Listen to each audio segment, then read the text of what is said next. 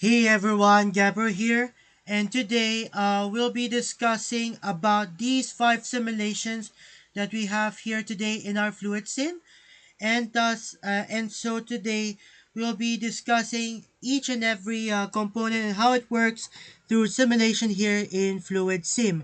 So, so here we will be discussing about the meter in, as well as the meter out, then the a quick exhaust, then the high pressure shuttle valve, or we can call it the OR valve, and last but not the least is the low pressure shuttle valve or the end valve.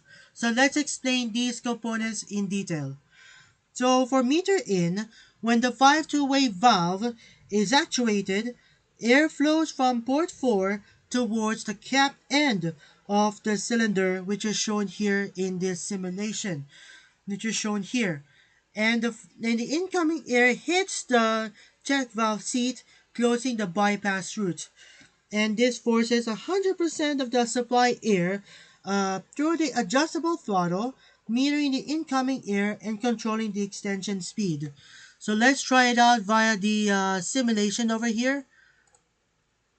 I'll click play. Watch what happens. So why does it have a check valve? Because it is flowing in one direction only and blocks the opposite. Just like a diode where it rectifies AC to DC, meaning it flows only in one direction to convert it into DC and blocks the other way around.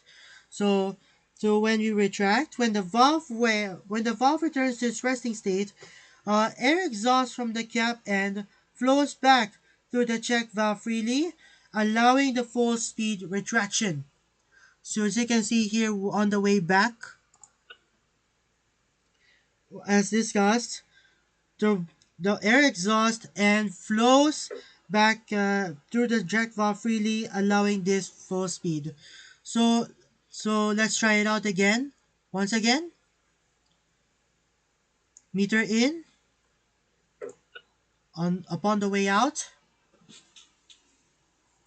and that has been the meter in. So let's move on to the meter out. So in meter out, when the 5 two-way valve is saturated, air enters the cap and at full pressure via the port number 4, as you can see here in this simulation. To extend, air trapped in the rod must escape through port number 2, and to extend, and as the air exits the rod end, it encounters the check valve over here in the meter out, which blocks the direct flow. The exhausting air flow is forced through the adjustable throttle over here, controlling the extension speed by the back pressure. And when the valve returns to rest, supplying air entering port 2 bypasses the throttle via the check valve as shown here in this simulation, allowing the unthrottled full speed retraction. So let's try it out. So what's the difference between the meter in, meter out? Watch closely. Watch closely.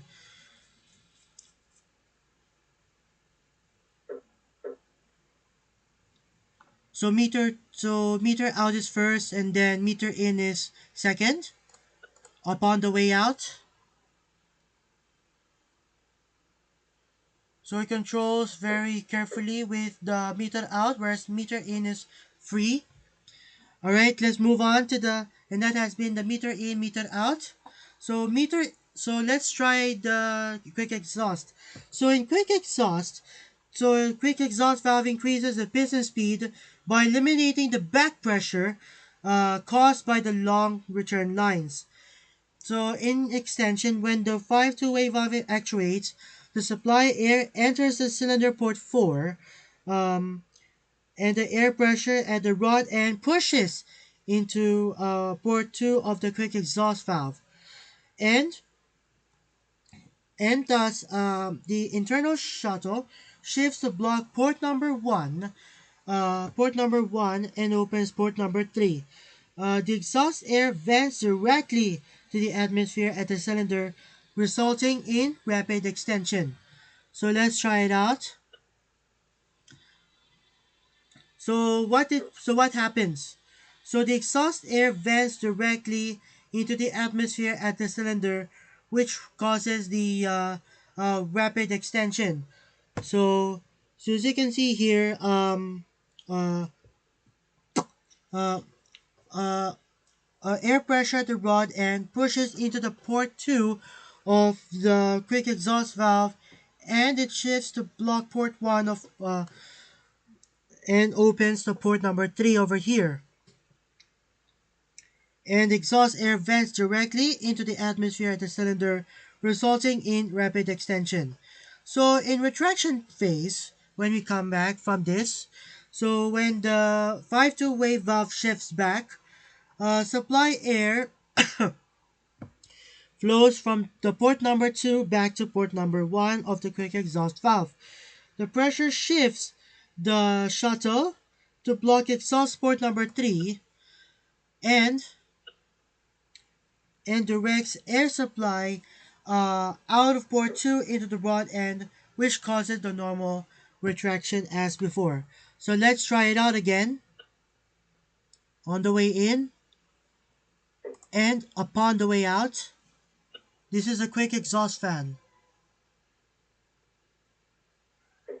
So let's recap here once more. So this is meter in with the check valve.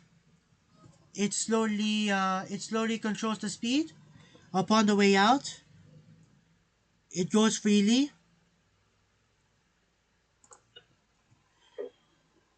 In meter out, it goes freely. Upon the way out, it controls the speed. Quick exhaust. Upon the way in, it's very normal speed, by the way. So, alright, so the next one over here in this section is the high pressure shuttle valve, or you can call it the OR valve. The circuit demonstrates the pneumatic OR logic control, allowing a single acting cylinder to be actuated through the independently from two separate locations or stations. So the pressing valve over here on the left sends signal air into port number 12, which is over here of the shuttle valve 1.6, which is shown over here in this diagram. So you can see here from the slide. The internal shuttle ball shifts to the right, blocking port 14 or Y, which is shown over here, uh, to prevent air from exhausting through valve 1.4. Air valves directly through cylinder 1.0, extending the piston rod against the spring. So let's try it out. As you can see here, it retracts after.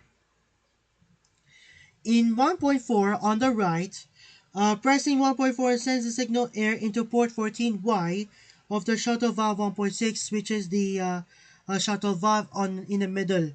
The shuttle ball shifts to the left, uh, blocking port number 12, which is on the left of the here, and air flows through port 2 into the cylinder 1.0, extending the piston rod.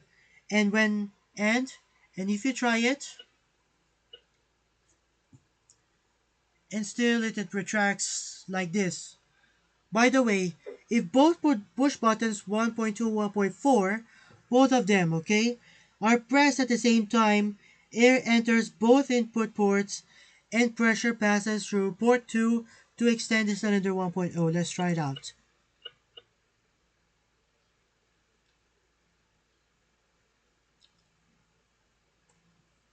Once again, I will see it.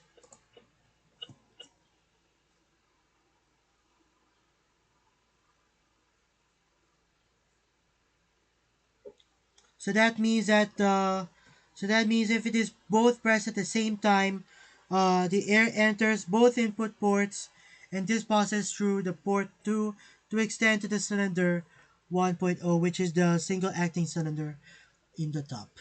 Okay, so basically what it means is that, in short, it is in the form of 0001 to 00 000, then 0 1 1 1 0 1, and then 1 1 1. So that has been the OR valve over here. And last but not the least is the end valve. We can call it the O and the low pressure shuttle valve, or the end valve.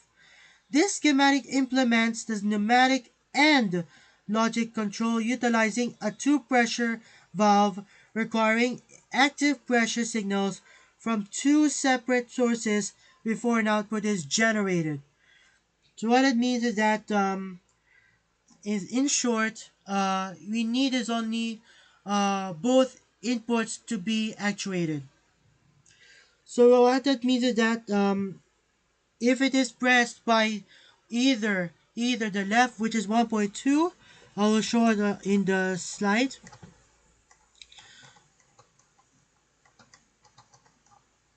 over here. I'm sorry for the showing of the end.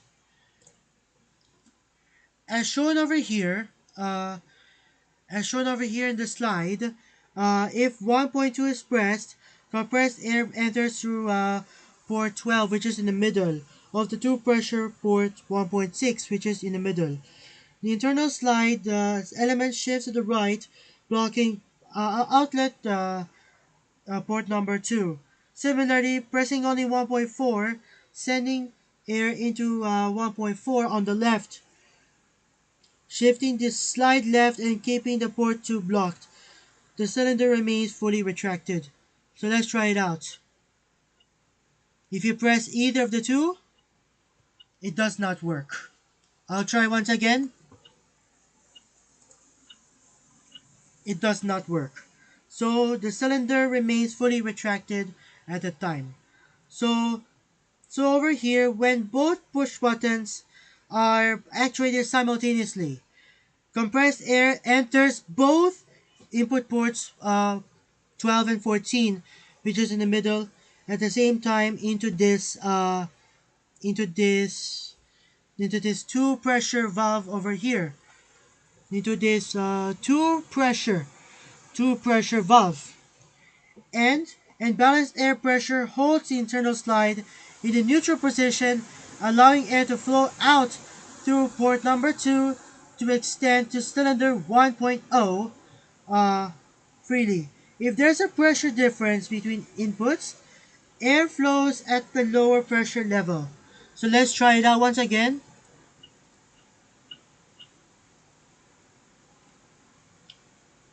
I'll try simultaneous. So that means in AND gate, so 0, 0, 0, 0, 1, 0, 1, 0, 0, and 1, 1, 1. So only both inputs can be actuated in order to activate this. So if you press only one, it will not work.